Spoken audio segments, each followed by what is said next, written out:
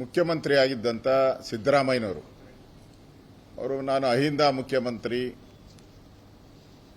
ಅಹಿಂದ ನಾಯಕ,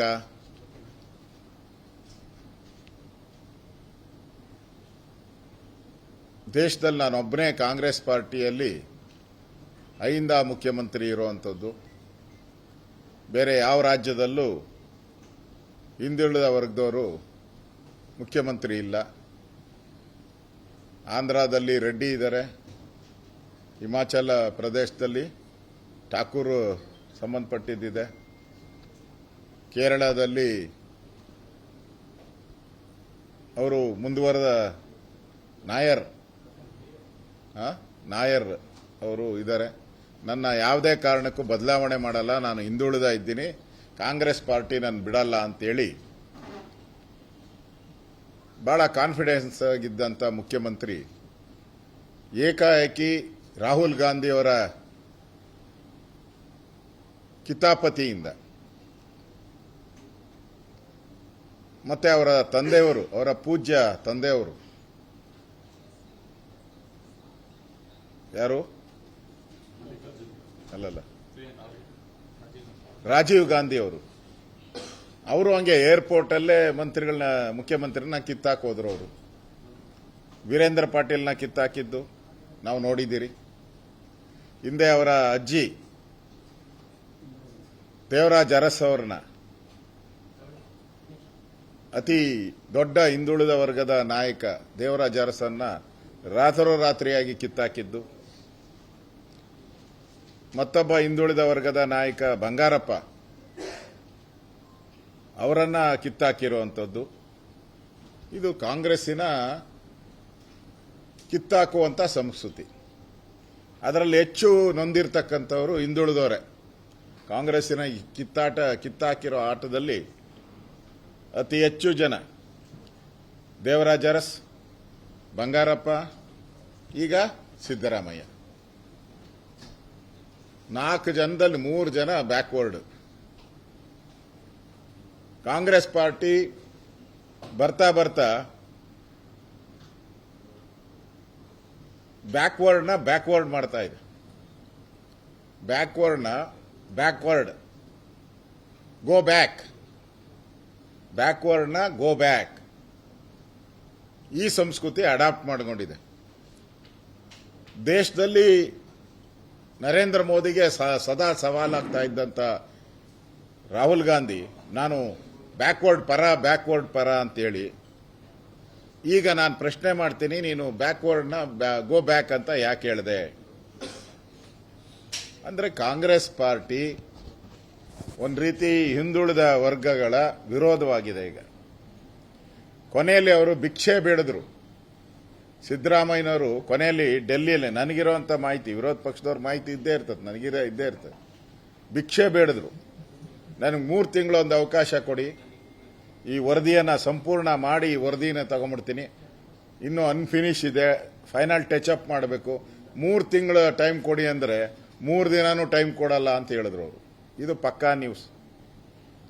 3 ದಿನಾನೂ ಟೈಮ್ ಕೊಡದೆ 2 ದಿನದಲ್ಲಿ ಗೇಟ್ ಪಾಸ್ ಕೊಟ್ಟಂತದ್ದು ಈ ಕಾಂಗ್ರೆಸ್ಸಿನ ಸಂಸ್ಕೃತಿಯನ್ನ ಸ್ಪಷ್ಟವಾಗಿ ತೋರಿಸ್ತಾ ಇದೆ. ಅದರಿಂದ ಇನ್ನು ಮುಂದೆ ಕಾಂಗ್ರೆಸ್ ಪಾರ್ಟಿ ನಾನು ಹಿಂದುಳಿದ ವರ್ಗವರ ಚಾಂಪಿಯನ್ ಅಂತ ಹೇಳ್ಕೊಳಕ್ ಸಾಧ್ಯ ಇಲ್ಲ. ಮುಗಿದೋಯ್ತು. ವೀರೇಂದ್ರ ಪಾಟೀಲ್ನ ಅವಮಾನ ಮಾಡಿ ಯಾವ ರೀತಿ ಲಿಂಗಾಯತರು ನಿಮ್ಮಿಂದ ದೂರ ಆದ್ರು, ಈಗ ಅದೇ ಸ್ಥಿತಿ ಹಿಂದುಳಿದ ಸಮಾಜ, ಆ ಕುರುಬ ಸಮಾಜ ಇರ್ಬೋದು, ಬೇರೆ ಬೇರೆ ಸಮಾಜನೂ ಇರ್ಬೋದು. ಕುರುಬರು ಅಂತೂ ತಿರುಗಿ ಬಿದ್ದಿದ್ದಾರೆ. ಈಗ ಕುರುಬ ಸಮಾಜ ಅಂತೂ ತಿರುಗಿ ಬಿದ್ದಿದ್ದಾರೆ. ಈಗ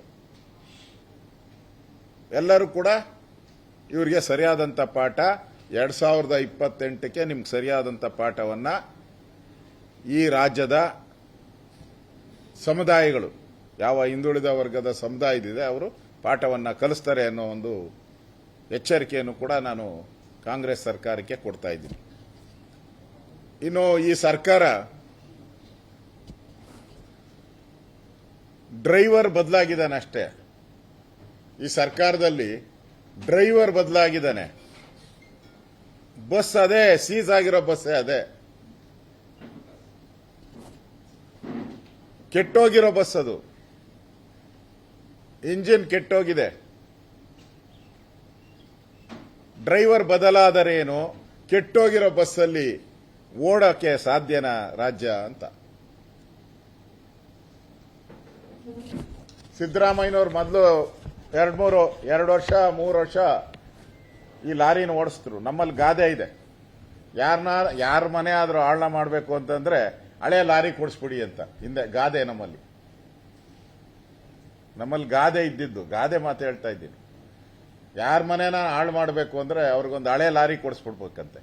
ಹಂಗೆ ಸಿದ್ದರಾಮಯ್ಯನವರು DK ಶಿವಕುಮಾರ್ ಅವರಿಗೆ ಹಳೆ ಲಾರಿ ಕೊಟ್ಟವ್ರೆ. ಇದು ಕೆಟ್ಟೋಗಿರೋ ಗಾಡಿ. ಇದು ಮೊದಲ ವರ್ಷ ಸಾಲ ಮಾಡಿದ್ರಿ,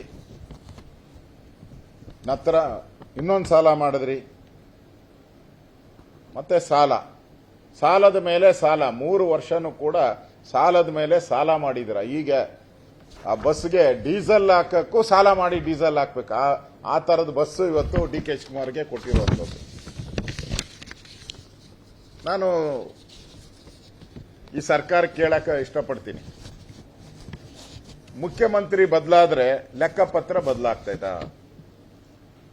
ನಮ್ಮ ಫೈನಾನ್ಸ್ ಡಿಪಾರ್ಟ್ಮೆಂಟ್ ಇರೋ ಲೆಕ್ಕಪತ್ರ ಮುಖ್ಯಮಂತ್ರಿ ಬದಲಾಯಿತು, ಫೈನಾನ್ಸ್ ಅಲ್ಲಿ ಇರೋ ಲೆಕ್ಕಪತ್ರ ಬದಲಾಗುತ್ತಾ? 7.64 ಲಕ್ಷ ಕೋಟಿ ಸಾಲ ಇರೋದು, 7.64 ಲ್ಯಾಕ್ ಸಾಲ ಇರೋದು. ನಮ್ಮ ಬಡ್ಜೆಟ್ ಎಷ್ಟು? ಆಸುಪಾಸ್ 4 ಲಕ್ಷದ ಒಳಗಡೆ ಮಾಡ್ತಾ ಇದ್ದೀವಿ. 4 ಲಕ್ಷ ನಮ್ಮ ಬಡ್ಜೆಟ್. ನಮ್ಮ ಸಾಲ ಎಷ್ಟು? 7,64,000 ಸಾಲ. ಕೋಟಿ, ಲಕ್ಷ ಕೋಟಿ, ಲಕ್ಷ ಕೋಟಿ. ಅಂದ್ರೆ ನಮ್ಗೆ ಆದಾಯ ಬರೋದಕ್ಕಿಂತನೂ ಕೂಡ ಸಾಲನೇ ಜಾಸ್ತಿ ಆಗ್ಬಿಟ್ಟಿದೆ. ಆ 4 ಲಕ್ಷ ಒಳಗಡೆ ಇತ್ತು ಮೊದಲು, ಅದನ್ನು ದಾಟಿಸಿದ್ದೆ ಸಿದ್ದರಾಮಯ್ಯ 3 ವರ್ಷದಲ್ಲಿ. ಅಂದ್ರೆ ಬರೋ ಆದಾಯ ಸಾಲ 2 ಈಕ್ವಲ್ ಆಗಿತ್ತು. ಬೊಮ್ಮಾಯಿ ಅವರು ಸರ್ಕಾರ ಬಿಟ್ಟು ಹೋದಾಗ ಸರ್ಪ್ಲಸ್ ಬಡ್ಜೆಟ್ ಕೊಟ್ಟಿದ್ರು. ಸರ್ಪ್ಲಸ್ ಬಡ್ಜೆಟ್ ಈ ಸರ್ಕಾರಕ್ಕೆ ಸುಮಾರು 24,800 ಕೋಟಿ, 24,800 crores ಸರ್ಕಾರದಲ್ಲಿ ಬಿಟ್ಟೋಗಿದ್ರಿ. ನಮ್ಮ ಸರ್ಕಾರ ಇದೆ surplus budget on record. It is A surplus budget. ಮತ್ತೆ ಬಡ್ಜೆಟ್ ಅಸೆಂಬ್ಲಿಯನ್ನು ಕೂಡ ಸರ್ಪ್ಲಸ್ ಬಡ್ಜೆಟ್ ಅಂತಾನೆ ಮಂಡನೆ ಮಾಡಿದ್ ನಾವು. ಸಿದ್ದರಾಮಯ್ಯ ಬಂದ ಮೇಲೆ ಅದನ್ನ 7,64,000 ಕೋಟಿಗೆ ಸೇರಿಸೋದು.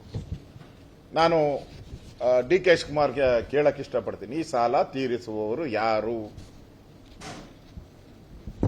ಅಂದ್ರೆ ಮುಂದಿನ ಪೀಳಿಗೆ ತೀರಿಸಬೇಕಾ ಇಲ್ಲ ನೀವು ತೀರಿಸ್ತೀರಾ?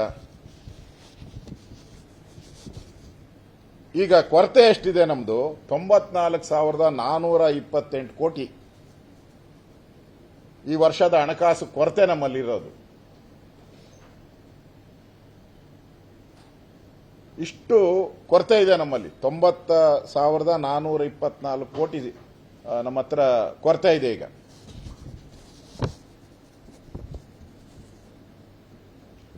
ಅಂದ್ರೆ ಅಭಿವೃದ್ಧಿಗೆ ಹಣ ಇಲ್ಲ. ಈಗ